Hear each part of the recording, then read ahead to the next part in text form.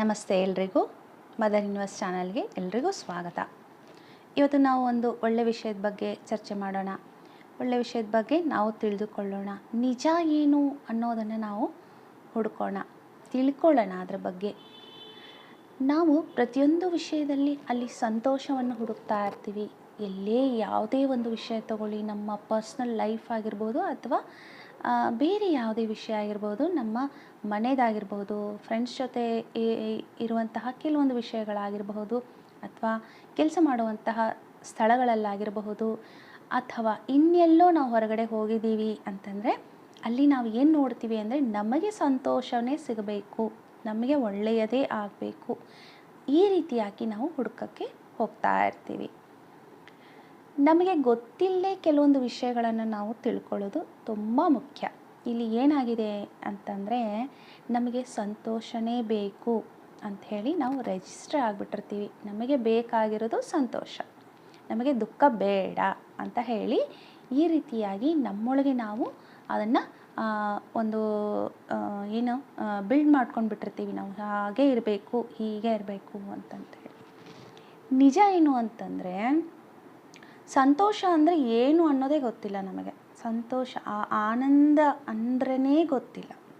ನಮ್ಗಲ್ಲಿ ಏನಾದರೂ ಒಳ್ಳೇದು ಅನಿಸ್ಬಿಡ್ತು, ನಮ್ಮ ಮನಸ್ಸಿಗೆ ಫೀಲ್ ಆಯಿತು, ಚೆನ್ನಾಗಿ ಖುಷಿಯಾಗ್ಬಿಡ್ತು ಅಂದರೆ ಮುಗಿದೋಯ್ತು. ಅದೇ ಆನಂದಪ್ಪ, ಬಹಳ ಆನಂದ, ಬಹಳ ಸಂತೋಷ ಅಂತ ಹೇಳಿ ನಾವು ಅಂದ್ಕೊಂಡಿದ್ದೀವಿ. ನಮ್ಮ ಲೈಫಲ್ಲಿ ನಿಜವಾಗ್ಲೂ ಹೇಳಬೇಕು ಅಂತಂದರೆ, ಬಾಹ್ಯ ಸ್ಥಿತಿಯಲ್ಲಿ, ಬಾಹ್ಯವಾಗಿ ಅಂದರೆ ಬಹಿರಂಗದಲ್ಲಿ ನಾವು ನೋಡುವಂತಹ ಒಂದು ದೃಶ್ಯಗಳಾಗಿರಬಹುದು, ಅಥವಾ ಕೇಳುವಂತಹ ಕೆಲವು ಇಂಪಾಗಿರುವಂತಹ ಮಧುರ ಧ್ವನಿಯಾಗಿರಬಹುದು, ಮಾತನಾಡುವಂತಹ ನಮ್ಮ ಮಾತುಗಳಾಗಿರಬಹುದು, ನಮಗೆ ಸ್ಫೂರ್ತಿ, ಒಂದು ಖುಷಿಯನ್ನು ಕೊಡ್ತವೆ. ಸಹಜ. ಇದು ಬಹಿರಂಗದಲ್ಲಿ ಆಗುವಂತಹದ್ದು, ಅಥವಾ ಒಂದು ಸ್ಪರ್ಶನೇ ಇರಬಹುದು. ಈ ರೀತಿಯಾಗಿ ನಮಗೆ ಅದನ್ನೇ ನಾವು ಹುಡುಕಕ್ಕೆ ಹೋಗ್ತಾ ಇರ್ತೀವಿ. ನಾವು ಯಾವಾಗಲೂ ಅದರಲ್ಲಿಯೇ ನಾವು ಖುಷಿಯನ್ನು, ಸಂತೋಷವನ್ನು ನಾವು ಹುಡುಕಕ್ಕೆ ಹೋಗ್ತಾ ಇದ್ದೀವಿ. ಆದರೆ ನೋಡಿ, ಒಬ್ಬ ಮನುಷ್ಯ ಹುಟ್ಟಿ ಬಂದಿದ್ದಾನೆ ಅಂತಂದರೆ ಎಲ್ಲ ರೀತಿಯಿಂದ ಅವನಿಗೆ ಏನು ಬೇಕು ಅಂದರೆ, ಅದು ಎಲ್ಲೆಲ್ಲಿ ಏನೇನು ನಾವು ಯಾವ ಜಾಗದಲ್ಲಿ ಕಾಲಿಡ್ತೀವಿ, ಯಾವುದನ್ನು ಆಯ್ಕೆ ಮಾಡ್ಕೊಂಡಿರ್ತೀವಿ, ಅದರಿಂದ ಒಳ್ಳೆಯದೇ ಆಗಬೇಕು, ಅದರಿಂದ ನನಗೆ ಸಂತೋಷನೇ ಬರಬೇಕು, ಅದರಿಂದ ನನಗೆ ಲಾಭನೇ ಬರಬೇಕು ಅಂತ ಹೇಳಿ ಹುಡ್ಕಕ್ಕೆ ಹೋಗ್ತೀವಿ. ಇದು ಎಲ್ಲ ಏನು ಅಂತಂದ್ರೆ ಬಾಹ್ಯಮುಖವಾಗಿರುವಂತಹ ನಮ್ಮ ಆಲೋಚನೆಗಳು ಅಂತ ತಿಳ್ಕೊಬೇಕು. ಆದರೆ ನಿಜ ಸಂಗತಿ ಏನಪ್ಪ ಅಂತಂದರೆ, ನಮ್ಮೊಳಗಿರುವಂತಹ ನಿಜವಾದದ್ದು, ನಮ್ಮೊಳಗಿರುವಂತಹ ಅಂತರಂಗದಲ್ಲಿರುವಂತಹ ನಿಜ ಸತ್ಯ ಹಾಗೂ ಮತ್ತು ಅಲ್ಲಿ ಸಂತೋಷ ಆ ಒಂದು ನಮ್ಮೊಳಗೆ ಹೇಗೆ ಮೊಳಗತ್ತೆ ಅದನ್ನು ಗುರುತಿಸಬೇಕು ಅನ್ನೋದು ನಿಜವಾಗ್ಲೂ ಯಾರಿಗೂ ಗೊತ್ತಾಗೋದಿಲ್ಲ. ಯಾವಾಗ ನಾವು ಸ್ವಲ್ಪ ಆಧ್ಯಾತ್ಮಿಕಕ್ಕೆ ಬಂದೀವಿ ಅಂತಂದಮೇಲೆ ಅಲ್ಲಿ ನಮಗೆ ಗೊತ್ತಾಗುತ್ತೆ, ಇಲ್ಲ ನಿಜವಾದ ಸತ್ಯ ತಿಳ್ಕೊಬೇಕು ಅಂತಂದರೆ ನಮ್ಮನ್ನು ನಾವು ಅರಿತುಕೊಳ್ಬೇಕು, ನಮ್ಮನ್ನು ನಾವು ಹುಡುಕಾಟದಲ್ಲಿರಬೇಕು, ನಮ್ಮನ್ನು ನಾವು ಗುರ್ತಿಸ್ಕೊಳ್ಬೇಕು. ಆ ಗುರ್ತು ಆಯಿತು ಅಂತಂದರೆ ಅಲ್ಲಿಂದ ಗುರ್ತಾಗುತ್ತೆ, ಓಹೋ ನಾನು ಏನು ಮಾಡಿಕೊಂಡ್ರೆ ನಿಜ ನಮ್ಮ ಉನ್ನತಿ ಆಗತ್ತೆ, ನಿಜವಾಗ್ಲೂ ಸತ್ಯ ಎಲ್ಲಿದೆ, ಆನಂದ ಎಲ್ಲಿದೆ ಅನ್ನೋದನ್ನು ಹುಡುಕ್ತಾ ಇರ್ತೀವಿ. ಆದರೂ ಕೂಡ ನೋಡಿ, ಯಾರು ಆಧ್ಯಾತ್ಮಿಕಕ್ಕೆ ಬಂದಿದ್ದಾರಾ ಅಥವಾ ಯಾರು ಧ್ಯಾನ ಮಾಡ್ತಾ ಇದ್ದಾರೆ, ಆಧ್ಯಾತ್ಮಿಕಕ್ಕೆ ಬಂದರೆ ನೋಡಿ, ಇನ್ನೊಂದೇನೆಂದರೆ ಆಧ್ಯಾತ್ಮಿಕದಲ್ಲಿ ಎರಡು ರೀತಿಯಾಗಿ ನಾವು ಕಾಣ್ತಾ ಇರ್ತೀವಿ. ನಾವು ಎಲ್ಲರೂ ಚಿಕ್ಕಂದಿನಿಂದಲೇ ಆಧ್ಯಾತ್ಮಿಕಕ್ಕೆ ಬಂದಿದ್ದೀವಿ, ಆದರೆ ಒಂದು ಸ್ಥಿತಿ ಒಳಗೆ ಮಾತ್ರ ನಾವು ಆಧ್ಯಾತ್ಮಿಕವನ್ನು ಕಂಡ್ವಿ. ಹೇಗೆ ಅಂತಂದರೆ, ಎಲ್ಲ ಪ್ರವಚನಗಳನ್ನು ಕೇಳೋದು, ಪುರಾಣಗಳನ್ನು ಕೇಳುವುದು, ಪೂಜೆಗಳನ್ನು ಮಾಡುವುದು, ಆಧ್ಯಾತ್ಮಿಕ ಪುಸ್ತಕಗಳನ್ನು ಓದೋದು, ಇಷ್ಟು ನಾವೆಲ್ಲ ಕಲಿತ್ವಿ. ಬರೀ ಆಧ್ಯಾತ್ಮಿಕ ಪುಸ್ತಕಗಳು ಓದೋದು, ಇನ್ನೇನೋ ಪೂಜೆ ಪುನಸ್ಕಾರ ಮಾಡಿಕೊಂಡು ನಾವು ಟೈಮ್ನ ಸ್ಪೆಂಡ್ ಮಾಡಿದ್ವಿ, ಇಲ್ಲ ಅಂತಲ್ಲ, ಅದು ತಪ್ಪು ಅಲ್ಲ, ಅದು ಕೂಡ ಒಂದು ಹಂತ. ಓಕೆ, ಆ ಹಂತವನ್ನು ತಿಳಿದ ತಕ್ಷಣ ನೆಕ್ಸ್ಟ್ ನಮಗೆ ಧ್ಯಾನದ ಹಂತ ತಿಳಿಬೇಕಾಗಿತ್ತು. ಇಲ್ಲಿ ನಿಜವಾದದ್ದು ಇನ್ನೂ ನಾವೇನು ಆಧ್ಯಾತ್ಮಿಕದಲ್ಲಿ ಕಾಲಿಟ್ಟಿದ್ವೋ ಸ್ಟಾರ್ಟಿಂಗಿಂದ, ಅದಕ್ಕಿಂತ ಎಷ್ಟೋ ಪಟ್ಟು ಮೇಲೆ ಬರುವಂತಹ ಸ್ಥಿತಿ ಇದು. ಈಗ ನಮಗೆ ಅಂದರೆ ಸ್ವಲ್ಪ ಗ್ಯಾಪ್ ಆದಮೇಲೆ ನಮಗೆ ಇದು ಧ್ಯಾನ ಅಂದರೆ ಏನು, ಇದರಲ್ಲಿ ನಾವು ಹೇಗೆ ಒಳಗೆ ಹೋಗ್ತೀವಿ, ಇದನ್ನೆಲ್ಲ ಅಂದರೆ ನಮ್ಮ ಅಂತರಂಗದೊಳಗೆ ಏನಿದೆ, ನಾವು ಏನನ್ನು ಹುಡುಕ್ತಾ ಇದ್ದೀವಿ, ನಿಜವಾಗ್ಲೂ ಏನನ್ನು ನಾವು ಆ ಧ್ಯಾನದ ಮುಖಾಂತರ ಏನನ್ನು ಹುಡುಕ್ತಾ ಹೋಗ್ತೀವಿ, ಹೇಗೆ ಅದರಿಂದ ನಾವು ತಿಳ್ಕೊಳ್ತೀವಿ ನಾನು ಯಾರು, ಎಲ್ಲಿಂದ ಬಂದೆ, ಯಾಕೆ ಬಂದೆ, ಹಾಗೆ ನಮ್ಮೊಳಗೆ ಏನೆಲ್ಲ ಇದೆ ಅಂತರಂಗದೊಳಗೆ, ಆ ಒಂದು ನಮ್ಮ ಆತ್ಮ ಅಂತ ಏನಿದೆ, ಆ ಆತ್ಮ ಏನನ್ನು ಉದ್ದೇಶ ಇಟ್ಕೊಂಡು ಇಲ್ಲಿ ಬಂದಿದೆ ಅಂಥೇಳಿ ನಮಗೆ ಗುರ್ತಾಗ್ತಾ ಹೋಗುತ್ತೆ.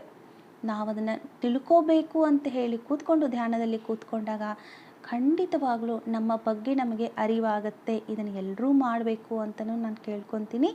ಧ್ಯಾನಕ್ಕೆ ಕೂತ್ಕೊಳ್ಳೋ ಮುಂಚೆನೇ ಹೇಳ್ಕೊಳ್ಳಿ, ನನ್ನನ್ನು ನಾನು ಅರಿಬೇಕು, ನಾನು ಯಾರು, ಯಾವ ಉದ್ದೇಶಕ್ಕಾಗಿ ಇಲ್ಲಿ ಬಂದಿದ್ದೀನಿ ಅಂಥೇಳಿ ನಾವು ಒಂದು ಕ್ವಶನ್ ಹಾಕ್ಕೊಂಡು ಕೂತ್ಕೊಂಡಾಗ ಅವತ್ತೇ ಗುರ್ತಾಗ್ಬೋದು, ಅಥವಾ ಇನ್ನು ಸ್ವಲ್ಪ ದಿವಸಗಳಲ್ಲಿ ಗುರ್ತಾಗತ್ತೆ ಯಾಕೆ ಬಂದಿದ್ದೀವಿ ಖಂಡಿತವಾಗ್ಲೂ ಗುರ್ತಾಗುತ್ತೆ. ಆದರೆ ಧ್ಯಾನ ಸಾಧನೆ ಹೆಚ್ಚು ಮಾಡಲೇಬೇಕು. ಆಧ್ಯಾತ್ಮಿಕದಲ್ಲಿ ನಾವು ಬಂದಿದ್ದೀವಿ ಅಂದರೆ ಧ್ಯಾನ ಸಾಧನೆ ಹೆಚ್ಚು ಮಾಡಬೇಕು.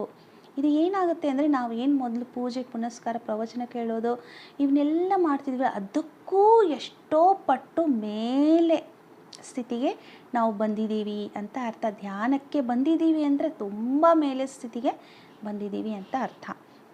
ಅದಾದಮೇಲೆ ಇನ್ನು ನಾವು ಇಲ್ಲಿ ಆನಂದವನ್ನು ಹುಡ್ಕೊಂಡು ಹೋಗಬೇಕು. ನಿಜವಾಗ್ಲೂ ಹೇಳಬೇಕು ಅಂತಂದರೆ ನಮ್ಮ ಅಂತರಂಗದಲ್ಲಿರುವ ಸಿಗುವಂತಹ ಆನಂದ ಬೇರೆ ಎಲ್ಲೂ ಬಾಹ್ಯ ಪ್ರಪಂಚದಲ್ಲಿ ಸಿಗಕ್ಕೆ ಸಾಧ್ಯನೇ ಇಲ್ಲ. ನಾವು ಬಾಹ್ಯ ಪ್ರಪಂಚದಲ್ಲಿ ಜಸ್ಟ್ ನಮ್ಮ ಇಂದ್ರಿಯಗಳು ಅಂತ ಹೇಳ್ತೀವಲ್ಲ, ಪಂಚೇಂದ್ರಿಯಗಳು ಅಂತ ಏನು ಹೇಳ್ತೀವ, ಅದರ ಒಂದು ಮುಖಾಂತರ ನೋಡಿ ಖುಷಿಯನ್ನು ಪಡುವಂತಹ ಸಂತೋಷ ಅಥವಾ ಆನಂದ ಅಂತ ಏನು ಹೇಳ್ತೀವೋ ಅದು ಒಂದು ತತ್ಕಾಲವಾಗಿರುತ್ತೆ. ನಿಜವಾಗ್ಲೂ ಅದು ಏನು ಅಂತಂದರೆ ಅದು ಒಂದು ತತ್ಕಾಲ ಆಗಿರಬಹುದು, ಮತ್ತು ಅದು ನಮಗೆ ಯಾವಾಗಲೂ ಖುಷಿ ಕೊಡುತ್ತೆ ಅಂತ ಹೇಳೋಕ್ಕಾಗಲ್ಲ. ಅದರಿಂದ ನೆಕ್ಸ್ಟ್ ನಾವು ದುಃಖನೂ ಪಡಬೇಕಾಗತ್ತೆ, ಹೇಳೋಕ್ಕಾಗಲ್ಲ. ಅದರ ಸಮಯ ಬಂದರೆ ಅದು ಮತ್ತೆ ಏನಾಗುತ್ತೆ ಅಂದರೆ ತಿರುಗತ್ತೆ, ಈ ರೀತಿಯಾಗಿ ಇರುತ್ತೆ. ಹೀಗೆ ನಮ್ಮ ಅಂತರಂಗದಲ್ಲಿ ನೋಡಿ ಯಾವತ್ತೂ ಆ ದುಃಖ ಅನ್ನೋದು ಇಲ್ಲವೇ ಇಲ್ಲ. ಹುಡುಕಾಡಿ ನೀವು ಹೋಗಿ. ಅದಕ್ಕಾಗಿ ನಾವು ಧ್ಯಾನದಲ್ಲಿ ಕೂತ್ಕೊಂಡಾಗ ನೋಡ್ರಿ, ಎಷ್ಟೋ ನಾವು ಧ್ಯಾನ ಮಾಡಿ ಮಾಡಿ ಮಾಡಿ ಒಂದು ಏಕಾಗ್ರತೆ ಸ್ಥಿತಿಗೆ ಹೋದಾಗ ನಿಜವಾಗ್ಲೂ ನಾವು ಆ ಒಂದು ಕಾಸ್ಮಿಕ್ ಎನರ್ಜಿ ನಮ್ಮಲ್ಲಿ ಪ್ರವೇಶವಾಗ್ತಾ ಇದ್ದಾಗ ಎಷ್ಟು ನಮಗೆ ವೈಬ್ರೇಷನ್ ಆಗ್ತಾ ಇರುತ್ತೆ, ನಮ್ಮ ದೇಹದಲ್ಲಿ ಎಷ್ಟು ಚೆನ್ನಾಗಿ ಆ ಒಂದು ವೈಬ್ರೇಷನನ್ನು ತಗೊಳ್ತೀವಿ, ಆ ಪವರ್ನ ನಮ್ಮೊಳಗೆ ನಾವು ಹರಿತಾ ಇರುತ್ತೆ. ನಾವು ಅದನ್ನು ಫೀಲ್ ಮಾಡ್ಕೋಬಹುದು, ಫೀಲ್ ಆಗ್ತಾ ಇರುತ್ತೆ ನಮಗೆ. ಓಹೋ, ನಮ್ಮಲ್ಲಿ ಆ ವಿಶ್ವಮಯ ಪ್ರಾಣಶಕ್ತಿ ಹರಿತಾ ಇದೆ ಅನ್ನೋದು ಗೊತ್ತಾಗುತ್ತೆ. ನೋಡಿ, ಇಲ್ಲಿ ನಾವು ಯಾವೆಲ್ಲ ಅಂತಹ ಸ್ಥಿತಿನಲ್ಲಿ ನಾವು ಇದ್ದಾಗ ನಾವು ಸಾಕಷ್ಟು ನಮ್ಮನ್ನು ನಾವು ಗುರುತಿಸ್ಕೊಳ್ಬೋದು. ನಾನು ಯಾರು, ಎಲ್ಲಿಂದ ಬಂದೆ, ಇದೆಲ್ಲ ನಾವು ತಿಳ್ಕೊಳ್ಳೋದು ಅಷ್ಟೇ ಅಲ್ಲದೇ ಕೆಲವು ಪ್ರಶ್ನೆಗಳಿಗೂ ಕೂಡ ನಮಗೆ ಆನ್ಸರ್ ಸಿಗುತ್ತೆ. ನಮಗೆ ಏನೇ ನಾವು ತಿಳ್ಕೋಬೇಕು ಇಂಥ ವಿಷಯದ ಬಗ್ಗೆ ಅಂತಂದರೆ ನಿಜವಾಗ್ಲೂ ಯಾರು ಬೇರೆ ಬೇರೆ ಅದು ಇದು ಏನು ನೋಡೋಕ್ಕೆ ಹೋಗಲ್ಲ. ಅಲ್ಲಿ ನಮಗೇನಂದರೆ ಸತ್ಯ ಎಲ್ಲಿದೆ ಅನ್ನೋದು ಅರಿವಾಗತ್ತೆ. ನಾವು ಬ್ರಹ್ಮಾನಂದ ಸ್ಥಿತಿಗೆ ಹೋಗೋದಂದರೆ ಎಲ್ಲೂ ಸಿಗದೇ ಇರುವಂತಹ ಖುಷಿ, ಆನಂದ. ಆ ಒಂದು ಆನಂದ ಆ ಬ್ರಹ್ಮಾನಂದ ಸ್ಥಿತಿಯಲ್ಲಿ ನಾವು ಕಂಡುಕೊಳ್ತೀವಿ. ಹೆಚ್ಚು ಧ್ಯಾನ ಮಾಡಿದಾಗ ನಾವೆಲ್ಲೋ ಆ ಒಂದು ಸೂಕ್ಷ್ಮ ಶರೀರದಲ್ಲಿ ಪ್ರಯಾಣ ಮಾಡ್ತಾ ಇರ್ತೀವಿ. ಆ ಸೂಕ್ಷ್ಮ ಶರೀರದ ಪ್ರಯಾಣ ಹೇಗಿರ್ತದೆ ಅಂತಂದರೆ ಎಲ್ಲೆಲ್ಲೂ ಸಿಗದೇ ಇರುವಂತಹ ಮಹದಾನಂದ, ಬ್ರಹ್ಮಾನಂದ ಸ್ಥಿತಿ. ಆಹಾ, ನಾನು ಎಲ್ಲಿಗೆ ಹೋಗ್ತಾ ಇದ್ದೀನಿ, ಏನನ್ನು ನೋಡ್ತಾ ಇದ್ದೀನಿ, ಯಾರನ್ನು ಮೀಟ್ ಮಾಡ್ತಾ ಇದ್ದೀನಿ. ನೋಡಿ, ನಾವು ಯಾರೋ ಋಷಿಮುನಿಗಳನ್ನು ಮೀಟ್ ಮಾಡ್ಬೋದು, ಇನ್ಯಾರೋ ಹೈಯರ್ ವರ್ಲ್ಡ್ ಮಾಸ್ಟರ್ಸ್ನ ನಾವು ಮೀಟ್ ಮಾಡ್ಬೋದು. ಧ್ಯಾನದಲ್ಲಿ ನಾವು ಸಾಕಷ್ಟು ನಮ್ಮ ಸೂಕ್ಷ್ಮ ಪ್ರಯಾಣವನ್ನು ಬೆಳೆಸಿ, ಸೂಕ್ಷ್ಮ ಶರೀರದಿಂದ ನಾವು ಪ್ರಯಾಣವನ್ನು ಬೆಳೆಸಿ ಬೇರೆ ಬೇರೆ ಲೋಕಗಳನ್ನು ಕೂಡ ಹೋಗಿ ಅಲ್ಲಿ ಕೂಡ ನಾವು ನೋಡಿಕೊಂಡು ಬರುವಂಥ ಸಾಕಷ್ಟು ಜನ ಇದನ್ನು ಮಾಡಿದ್ದಾರೆ. ಹಾಗಾಗಿ ನಾವು ಕೂಡ ಮಾಡ್ಬೋದು, ಹೋಗ್ಬೋದು. ಬೇರೆ ನಮ್ಮ ಆತ್ಮದೊಳಗೆ ಏನೆಲ್ಲ ಒಂದು ಈ ರೀತಿಯಾಗಿ ನಾವು ಗುರ್ತಿಸ್ಕೋಬೇಕಂತ ಏನು ಅದು ಇಟ್ಕೊಂಡು ಬಂದಿದೆಯೋ ಅದನ್ನೆಲ್ಲ ಈ ಒಂದು ಧ್ಯಾನದ ಸ್ಥಿತಿಯಲ್ಲಿದ್ದಾಗ ತಾನು ಆ ರೀತಿಯಾಗಿ ಮಾಡುತ್ತೆ.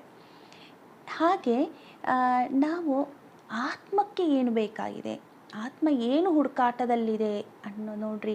ನಾವು ಯಾರೇ ಆಗಲಿ ಈ ಭೂಮಿ ಮೇಲೆ ಹುಟ್ಟಿ ಬಂದಿದ್ದೀವಿ ಅಂತಂದರೆ ಉದ್ದೇಶಗಳನ್ನು ಇಟ್ಕೊಂಡು, ಆಮೇಲೆ ಒಂದು ಬ್ಲೂ ಪ್ರಿಂಟ್ನ ರೆಡಿ ಮಾಡಿಕೊಂಡು ಬಂದಿರ್ತೇವೆ. ಓಕೆ, ನಾನು ಕೆಳಗೆ ಹೋಗಿ ಅಂದರೆ ಭೂಮಿ ಮೇಲೆ ಒಂದು ಜನ್ಮವನ್ನು ತೆಗೆದುಕೊಂಡು ಹೋಗ್ತಿದ್ದೀನಿ, ನಾನು ಇಂತಿಂಥ ಕೆಲಸಗಳನ್ನೇ ಮಾಡ್ತೀನಿ, ಹೀಗೆ ಮಾಡ್ತೀನಿ ಅಂತೆಲ್ಲ ರೆಡಿ ಇಟ್ಕೊಂಡು ಬಂದಿದ್ದೀವಿ. ಆದರೆ ಇಲ್ಲಿ ನಾವೆಲ್ಲ ಮರೆತು ಹೋಗ್ತೀವಿ ಈ ಒಂದು ಮಾಯಾಜಾಲದಲ್ಲಿ ಬಂದಾಗ. ಯಾಕಂದರೆ ನಮಗೆಲ್ಲ ಅರಿಷಡ್ ವರ್ಗಗಳು ಆವರಿಸ್ಕೊಂಡಿರ್ತವೆ. ಬಟ್ ಯಾವಾಗ ನಾವು ಧ್ಯಾನಕ್ಕೆ ಬಂದಿರ್ತೀವೋ ಆವಾಗ ನಿಜವಾಗ್ಲೂ ಅರ್ಥ ಆಗುತ್ತೆ. ನಮ್ಮ ಬ್ಲೂ ಪ್ರಿಂಟ್ ನಾವೆಲ್ಲ ನೋಡಿಕೊಂಡು, ಅಂದರೆ ನಮ್ಮ ಉದ್ದೇಶಗಳು, ನಾನು ಏನೇನೆಲ್ಲ ಕೆಲಸ ಮಾಡಬೇಕಾಗಿದೆಯೋ ಅದೆಲ್ಲ ನಮಗೆ ಅರ್ಥ ಆಗುತ್ತೆ. ಅದರ ಹಿಂದೆ ನಾವು ಹೋದಾಗ ನಮಗೆ ಮಹದಾನಂದ, ಬ್ರಹ್ಮಾನಂದ ಸ್ಥಿತಿಗಳು ಅರ್ಥವಾಗುತ್ತೆ. ನಿಜವಾಗ್ಲೂ ಯಾರು ಈ ಆಧ್ಯಾತ್ಮಿಕ, ಈ ಧ್ಯಾನ ಅನ್ನೋ ಒಂದು ಹಂತಕ್ಕೆ ಬಂದಿರ್ತೀರೋ ಖಂಡಿತವಾಗ್ಲೂ ಬೆಳಿಗ್ಗೆ, ಮಧ್ಯಾಹ್ನ ಅಥವಾ ಇನ್ಯಾವತ್ತೋ ಯಾವಾಗೋ ನಿಮಗೆ ಸಮಯ ಸಿಕ್ಕಾಗಲೆಲ್ಲ ಧ್ಯಾನ ಮಾಡಿ. ಅತಿ ಹೆಚ್ಚು ನಾವು ಧ್ಯಾನದ ಸ್ಥಿತಿಗಳನ್ನು ಹೊಂದಬೇಕು. ಅಂದರೆ ಕಂಟಿನ್ಯೂಸ್ ಆಗಿ 3 hours ನಾವು ಕೂತ್ಕೊಂಡು ಧ್ಯಾನ ಮಾಡೋದ್ರಿಂದ ಸಾಕಷ್ಟು ಉನ್ನತಿ ಆಗತ್ತೆ. ನಮ್ಮ ಆತ್ಮ ಉನ್ನತಿ ಆಗಬೇಕು. ಆ್ಯಕ್ಚುಲಿ ಆತ್ಮದಲ್ಲಿ ಏನೆಲ್ಲ ಹೊತ್ಕೊಂಡು ಬಂದಿದೆ ಅದು ಕೆಲವೊಂದು ನಿರ್ದಿಷ್ಟ ಉದ್ದೇಶಗಳನ್ನು ಹೊತ್ಕೊಂಡು ಬಂದಿರುತ್ತೆ. ಇದನ್ನೆಲ್ಲರೂ ನಾವು ತಿಳ್ಕೋಬೇಕು. ಆ ನಿರ್ದಿಷ್ಟ ಉದ್ದೇಶಗಳೇನು ಅನ್ನೋದನ್ನು ಗುರ್ತು ಮಾಡ್ಕೋಬೇಕು.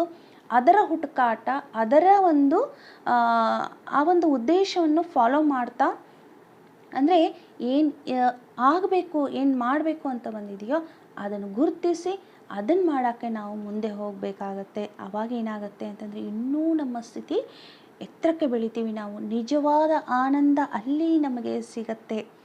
ಅದು ಪರ್ಮನೆಂಟಾಗಿ ಆನಂದವಾಗುತ್ತೆ.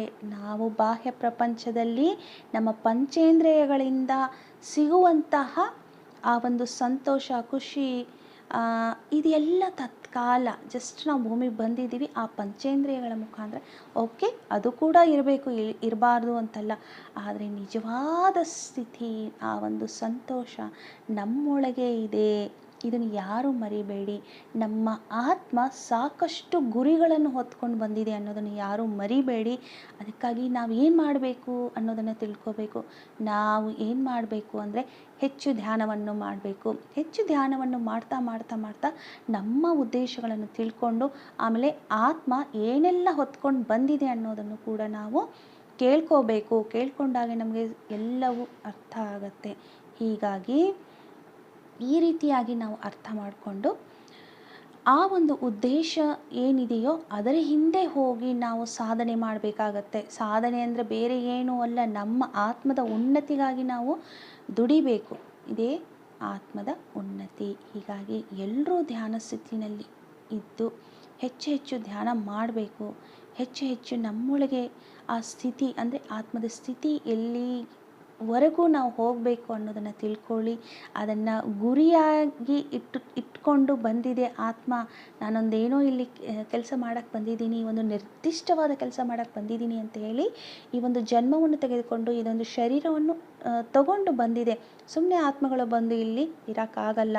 ಅದಕ್ಕೆ ಒಂದು ಶರೀರ ಬೇಕು. ಆ ಶರೀರವನ್ನು ತೆಗೆದುಕೊಂಡು ಕೆಲವು ಅನುಭವಗಳಿಗೋಸ್ಕರ ನಾವು ಇಲ್ಲಿ ಬಂದಿರ್ತೀವಿ. ಹಾಗಾಗಿ ಏನು ಅನುಭವಗಳನ್ನು ತೆಗೆದುಕೊಂಡು ಹೋಗೋಕ್ಕೆ ಬಂದಿದೆ ಅನ್ನೋದನ್ನು ಖಂಡಿತವಾಗ್ಲೂ ಎಲ್ಲರೂ ತಿಳ್ಕೊಳ್ರಿ. ಧ್ಯಾನಕ್ಕೆ ಕೂತ್ಕೊಂಡಾಗ ನೀವು ಎರಡೂ ಕೈ ನೋಡಿ, ಇನ್ನೊಂದು ಸರಿ ನಾನು ಹೇಳ್ತೀನಿ, ಆನಾಪಾನಸತಿ ಧ್ಯಾನ ಅಂತಂದಾಗ 2 ಕೈಗಳನ್ನು ನಾವು ಜೋಡಿಸ್ಕೊಂಡು ಕಾಲುಗಳನ್ನು ಕ್ರಾಸ್ ಮಾಡಿಕೊಂಡು ಕೂತ್ಕೊಂಡು ಕಣ್ಣನ್ನು ನಿಧಾನವಾಗಿ ಮುಚ್ಚುತ್ತಾ, ಕಣ್ಣು ಮುಚ್ಚಿದ ಮೇಲೆ ಯಾವತ್ತೂ ಧ್ಯಾನ ಮುಗಿಯೋವರೆಗೂ ಕಣ್ಣನ್ನು ತೆಗಿಬೇಡ್ರಿ. ಧ್ಯಾನ ಮುಗಿಯೋವರು ಮಿಡ್ಲಲ್ಲಿ ನಾವು ಕಣ್ಣು ತೆಗೆದುಬಿಟ್ರೆ ನಾವೇನು ಆ ಒಂದು ಧ್ಯಾನ ಸಾಧನೆ ಮಾಡ್ಕೊಂಡಿರ್ತೀವೋ ಅದೆಲ್ಲ ಒಂದೇ ಸರಿ ಬ್ಲಾಸ್ಟ್ ಆದಂಗೆ ಆಗುತ್ತೆ. ಸೊ ನೀವು ಕೂತ್ಕೊಂಡು ಧ್ಯಾನ ಮಾಡಿದಾಗ ಅಲ್ಲಿ ನಮ್ಮ ಒಂದು ಯೋಚನೆಗಳು ಬರ್ತಾನೆ ಇರ್ತೈತೆ. ಆ ಯೋಚನಾ ಲಹರಿಗಳು ಸಾಕಷ್ಟು ನಡೆದು ಹೋಗ್ತಾ ಇರುತ್ತೆ. ಜಸ್ಟ್ ನೀವು ನೋಡಿಬಿಟ್ಟು ಮತ್ತು ನಮ್ಮ ಎಲ್ಲಿ ನಾವು ಗಮನ ಕೊಡಬೇಕಂದ್ರೆ ನಮ್ಮ ಉಸಿರಾಟದ ಕಡೆಗೆ ನಾವು ಗಮನ ಕೊಟ್ಟಾಗ ಸಾಕಷ್ಟು ಅದ್ರ ಜೊತೆಗೆ ನಾವಿರಬೇಕು. ಒಳ ಹೋಗೋ ಉಸಿರು, ಹೊರಬರುವ ಉಸಿರು ಎರಡನ್ನೂ ನಾವು ಸಹಜವಾದ ಉಸಿರಾಟನೇ ಇರಬೇಕು. ಅದನ್ನೇ ನಾವು ಗಮನಿಸ್ತಾ ಇರಬೇಕು. ಹೀಗೆ ಗಮನಿಸ್ತಾ ಇದ್ದಾಗ ನಾವು ನೆಕ್ಸ್ಟ್ ಏನಾಗುತ್ತೆ ಅಂದರೆ ನಾವೊಂದು ಹಂತಕ್ಕೆ ಹೋಗ್ತೀವಿ. ಒಂದು ಏಕಾಗ್ರತೆ ಅಂತ ಏನು ಹೇಳ್ತೀವೋ ಆ ಕಾನ್ಸಂಟ್ರೇಷನ್ ನಮ್ಮಲ್ಲಿ ಬರುತ್ತೆ. ಆ ಕಾನ್ಸಂಟ್ರೇಷನ್ ಬಂದಾಗ ಎಲ್ಲ ಸ್ಟಾಪ್ ಆಗುತ್ತೆ, ನಮ್ಮ ಯೋಚನಾ ಲಹರಿಗಳು ಸ್ಟಾಪ್ ಆಗಿಬಿಡತ್ತೆ, ಅದು ನಮಗೆ ಡಿಸ್ಟರ್ಬ್ ಮಾಡಲ್ಲ. ಆವಾಗ ನಮಗೆ ಬೆಳಕೇ ಕಾಣಿಸ್ತಾ ಇರತ್ತೆ, ಅಯ್ಯೋ ನಾನು ಎಲ್ಲೋ ಇದ್ದೀನಿ, ಹೆಂಗೋ ಏನೋ ಒಂದು ಖುಷಿ ನಮಗೆ. ಕೆಲವ್ರು ಹೇಳ್ತಾರೆ, ನಮಗೆ ಆ ಒಂದು ಪ್ರದೇಶ ನೋಡ್ಕೊಂಡು ಬಂದ್ವಿ, ಅಥವಾ ಇಂಥವ್ರು ನಮಗೆ ಅವರ ದರ್ಶನ ಆಯಿತು, ಋಷಿಮುನಿಗಳ ದರ್ಶನ ಆಯಿತು, ದೇವಾನುದೇವತೆಗಳ ದರ್ಶನ, ಇದು ಎಲ್ಲ ಆಗದೇ ಇರಲಿ, ಆದರೆ ನಿಮ್ಮ ಧ್ಯಾನದ ಸಾಧನೆ ಆಗಬೇಕು ಅನ್ನೋದು ನಿಮಗೆ ನೆನಪಿರಲಿ. ಓಕೆ, ನಾವು ಏಕಾಗ್ರತೆಯನ್ನು ರೀಚ್ ಆದಾಗ ಒಂದು ಸರಿ ಏನಾಗುತ್ತೆ ಅಂದರೆ ಜರ್ಕ್ ಹೊಡೋದು ಬಿಡುತ್ತೆ, ನಮ್ಮ ದೇಹ ಜರ್ಕ್ ಅಂತ ಹಿಂಗೆ ಹೊಡೆಯುತ್ತೆ. ಆವಾಗ ಎಲ್ಲ ಸ್ಟಾಪ್, ಯಾವ ಡಿಸ್ಟರ್ಬೆನ್ಸ್ ಇರೋದಿಲ್ಲ, ಒಂದು ಸ್ಟೇಬಲ್ ಆಗಿ ನಾವು ಇರ್ತೀವಿ ಇಲ್ಲಿ. ಆವಾಗ ಏನಾಗುತ್ತೆ, ಫುಲ್ ರಿಲ್ಯಾಕ್ಸ್, ಮೈಂಡ್ ರಿಲ್ಯಾಕ್ಸ್. ಆವಾಗ ನಮಗೆ ಸಂತೋಷ ಅಂದರೆ ಏನು ಅನ್ನೋದು ಅಲ್ಲಿ ಗೊತ್ತಾಗುತ್ತೆ. ಮಹದಾನಂದ, ಬ್ರಹ್ಮಾನಂದ ಸ್ಥಿತಿಗೆ ಹೋಗಿರ್ತೀವಿ. ಅಲ್ಲಿ ನಾವೇ ಅಷ್ಟೇ.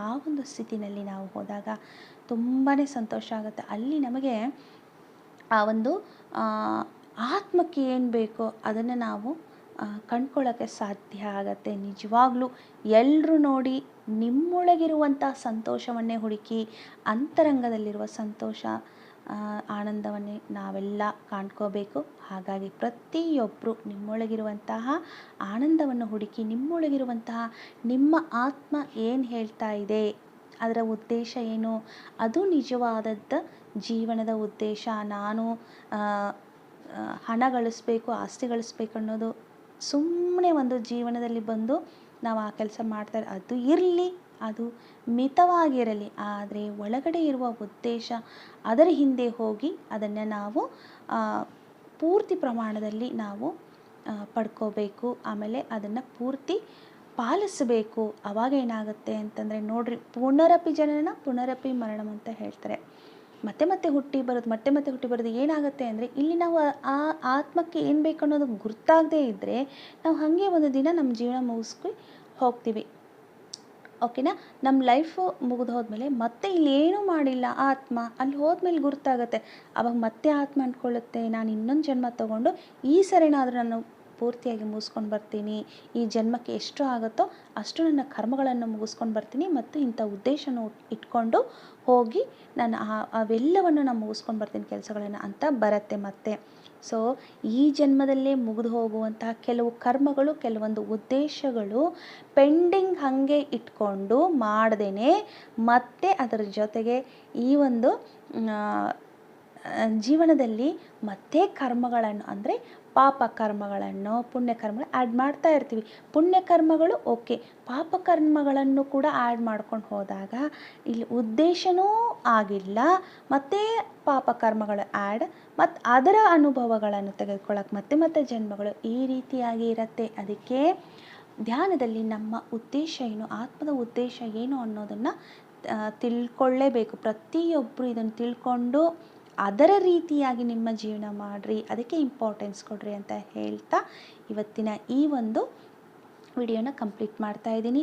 ಮತ್ತು ನೆಕ್ಸ್ಟ್ ವಿಡಿಯೋದಲ್ಲಿ ನಾವೆಲ್ಲರೂ ಮೀಟ್ ಆಗೋಣ. ಆಮೇಲೆ ಈ ಒಂದು ಮದರ್ ಯೂನಿವರ್ಸ್ ಚಾನಲ್ನ ಸಬ್ಸ್ಕ್ರೈಬ್ ಮಾಡಿ, ಶೇರ್ ಮಾಡಿ, ಮತ್ತು ಈ ಒಂದು ವಿಡಿಯೋಸ್ ನಿಮಗೆ ಬೇಗ ನೆಕ್ಸ್ಟ್ ವಿಡಿಯೋಸ್ ಎಲ್ಲ ನಿಮಗೆ ಸಿಗುತ್ತೆ, ಬೇಗ ನೋಡೋಕ್ಕೆ ಸಾಧ್ಯ ಆಗುತ್ತೆ. ಎಲ್ಲ ವಿಡಿಯೋಸು ಇಂಪಾರ್ಟೆಂಟೇ, ಎಲ್ಲ ವಿಷಯಗಳು ಇಂಪಾರ್ಟೆಂಟೇ ಇರುತ್ತೆ. ಯಾಕಂದರೆ ಇದು ಎಲ್ಲ ಕಡೆ ಸ್ಪ್ರೆಡ್ ಆಗಬೇಕು. ಈ ಒಂದು ಧ್ಯಾನ ಅಂದರೆ ಏನು, ಧ್ಯಾನದ ಯಾಕೆ ಇದು ಉದ್ದೇಶ ಏನು ಅನ್ನೋದು ಎಲ್ರಿಗೂ ಗೊತ್ತಾಗಬೇಕು. ಹಾಗಾಗಿ ಈ ವಿಡಿಯೋಸ್ನ ಮಾಡ್ತಾ ಇರೋದು. ಎಲ್ಲರೂ ವಿಡಿಯೋಸ್ ನೋಡಿ ಸಬ್ಸ್ಕ್ರೈಬ್ ಮಾಡ್ಕೊಳ್ರಿ ಅಂತ ಹೇಳ್ತಾ ಈ ವಿಡಿಯೋನ ಇಲ್ಲಿಗೆ ಮುಗಿಸ್ತಾ ಇದ್ದೀನಿ. ಥ್ಯಾಂಕ್ ಯು ಎಲ್ರಿಗೂ. ಮತ್ತು ನೆಕ್ಸ್ಟ್ ವಿಡಿಯೋದಲ್ಲಿ ಸಿಗೋಣ.